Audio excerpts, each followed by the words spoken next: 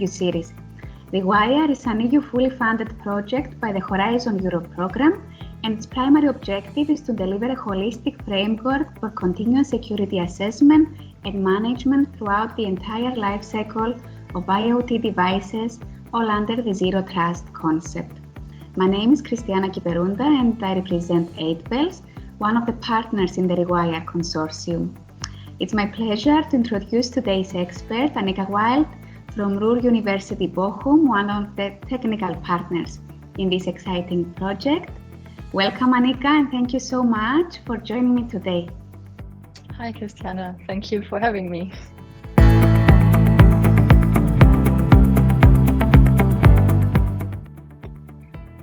Can you please explain what is the most urgent problem in cybersecurity research that you are trying to solve in REWIRE? One important aspect in cybersecurity are the integrity and confidentiality of data, as well as code integrity.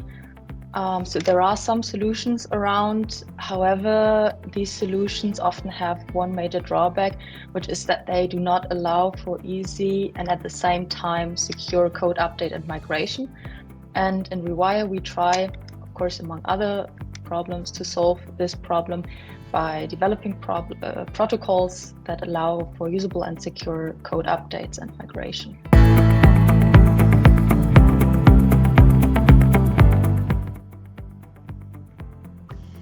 In this context, we are focusing on the use of trusted computing, including a trusted execution environment, as a core building block in the offered solution.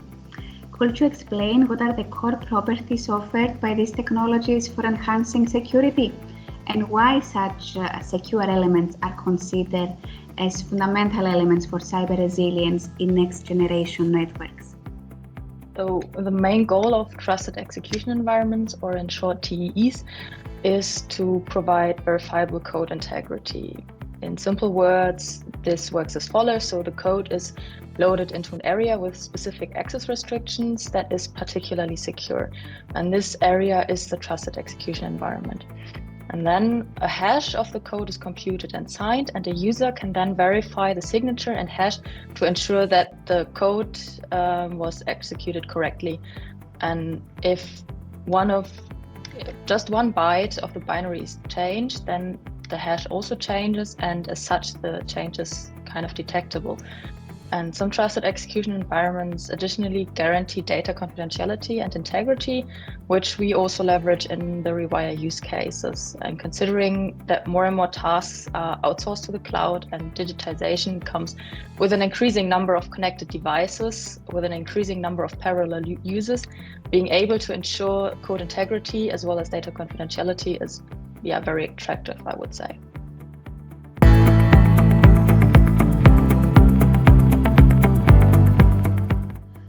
So could you elaborate on how REWIRE uses such modules for enhancing the trustworthiness of a system?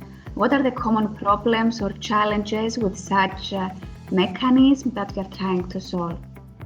In the context of REWIRE, we as the partner Ruhr.Univ.Bochum mainly focus on the secure software update and migration components in the device lifecycle management. So first, critical code processing sensitive data is executed within this TEE, within so-called enclaves, to ensure the confidentiality of sensitive data and the integrity of the critical code. And we then want to solve three tasks, basically. The first one is that we want to make sure that updates of this enclave software are installed correctly. And if there is an update of the software, for example, to enhance functionality or fix a security bug, then we want to be able to verify that the updated software was correctly installed and that the old one, which is potentially vulnerable software, is discontinued on the device. In the second step, we then want to realize migration of enclave software to a new device, basically with the same goals. But here the idea is that migration might be required if there is a security breach in a device or a hardware bug, so that we cannot use the device securely anymore. And another reason would also be maintenance work, where we could use migration to actually be able to perform this maintenance. And throughout both processes, we want to ensure that the confidential data is also transmitted securely from one instance to the other, which is not a trivial problem because data is encrypted with a key that is derived from the enclave software and the device identity. So if we change the software or migrate to another device, we cannot simply get the same key to decrypt the data.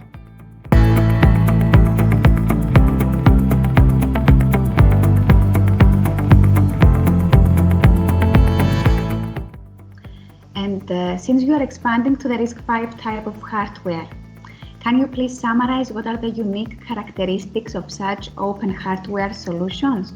And what challenges do this pose when designing and implementing your attestation and software firmware update safeguards?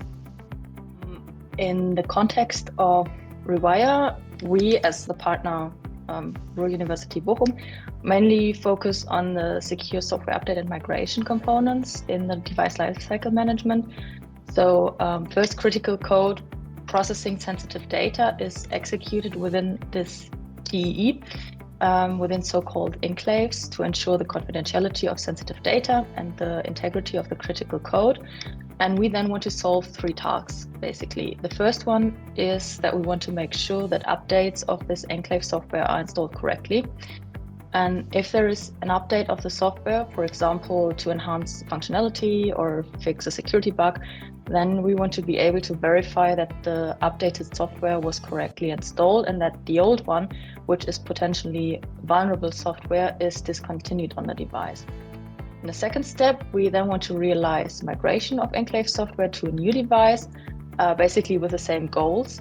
But here the idea is that migration might be required if there is a security breach in a device or a hardware bug, so that we cannot use the device securely anymore.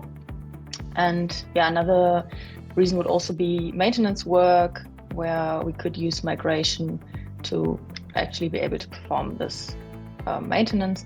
And throughout both processes, we want to ensure that the confidential data is also transmitted securely from one instance to the other, which is not a trivial problem because data is encrypted with a key that is derived from the enclave software and the device identity. So if we change the software or migrate to another device, we cannot simply get the same key to decrypt the data.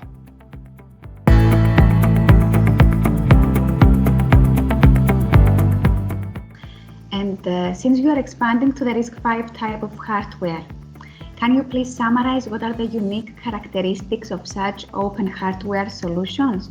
And what challenges do this pose when designing and implementing your attestation and software firmware update safeguards? Yeah, so the main benefit of open hardware solution is that they are well open. Which means that everyone can access the exact design of the hardware and does not have to rely on the documentation of vendors, which is typically quite sparse. And also anyone can modify these open hardware designs, for example, add or remove functionality to adjust it to their own needs. However, open hardware solutions are sometimes less mature than commercial solutions.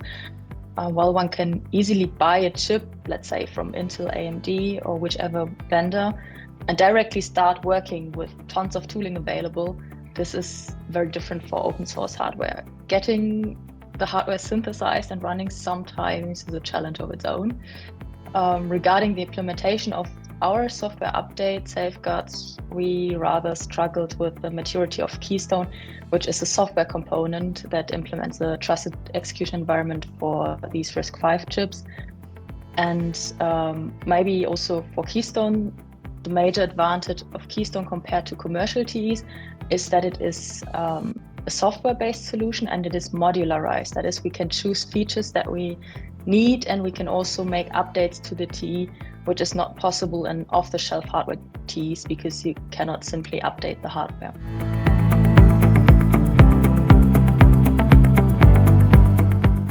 What types of attacks such solutions protect against? Considering also recent attacks that aim to use software to exploit hardware vulnerabilities to steal sensitive information or bypass protection mechanisms and even compromise the entire computer system. what type of computing platforms are affected by such attacks and that you're trying to safeguard? Trusted execution environments in general aim to protect against untrusted hosts and co-tenants. That is, even if any party on the device is compromised, the data and code are still safe. So that is the basic idea. In the context of a secure update and migration, we particularly want to prevent so-called rollback attacks. In such a scenario, the owner of the device simply operates an old version of the software.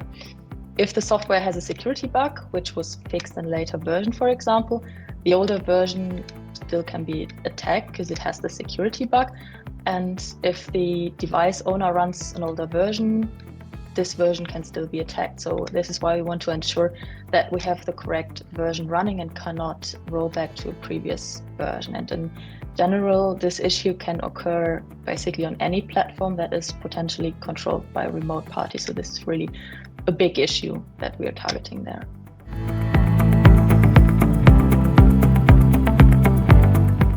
Annika, based on what we have discussed, it becomes apparent the importance of security mechanisms as part of the overall hardware security. So in general, how do you think that REWIRE solutions can impact the overall industry, targeting the deployment of heterogeneous devices as part of safety critical infrastructures? Yeah, as of now, trusted execution environments are not really used in edge devices because current solutions are not very suitable for these use cases. And I think that REWIRE is a big improvement of trusted hardware for these edge devices, and thus can also be a very big step towards the applicable of trusted execution environments in real-world edge devices. Furthermore, there is an interesting concept emerging nowadays about sustainable security, the security with longevity.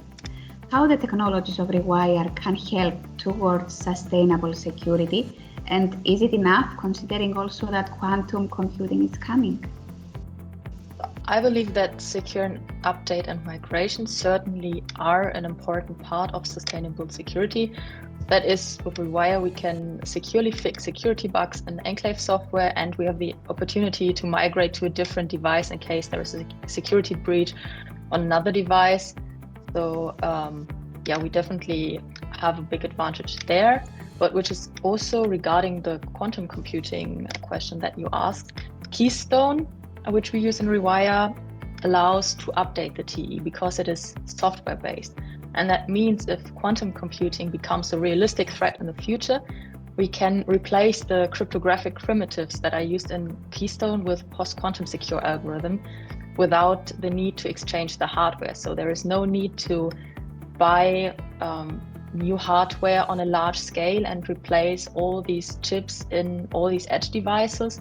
A simple update or migration would be sufficient, which is much more sustainable than re-implementing the entire application and requiring an entirely new hardware.